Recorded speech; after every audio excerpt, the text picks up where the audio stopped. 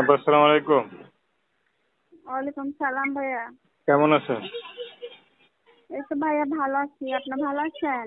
আলহামদুলিল্লাহ। আপনার নাম কি? আমার নাম রূপা। রূপা? জি ভাইয়া। খুব সুন্দর নাম। রূপা বা স্ক্রিনে যে ছবি দেখতে পারতা সেটাই কি আপনার? জি ভাইয়া, আমার ছবি।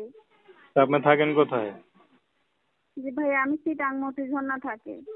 আচ্ছা। তো রূপা আপা, আমাদের ইউটিউবে কি জন্য আসলেন? আছি ভাইয়া, একটা ভালো মনের মানুষের লাই আসছি। মানে জীবনে যেমন ভবিষ্যতে একটা ভালো মনের মানুষ পাই, ও ওনার দিকে তাকিয়ে আমার জীবনটা কাটাইতে পারি। কারণ আমার ফ্যামিলিতে আমার মা আছে, আর আমার একটা ছোট বোন আছে।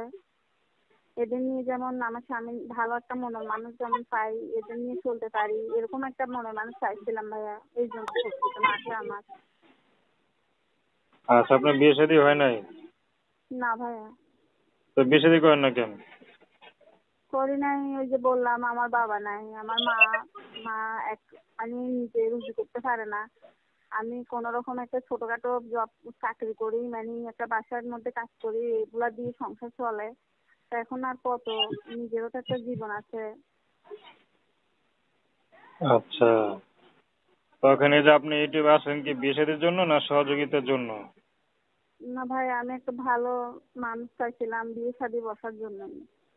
কেমন মানুষ চান? মানে যেমন বলতে উনি যেমন আমার মা আর আমাদের ছোট বোনটাকে সহ আমাকে দেখতে পারে ভালোভাবে।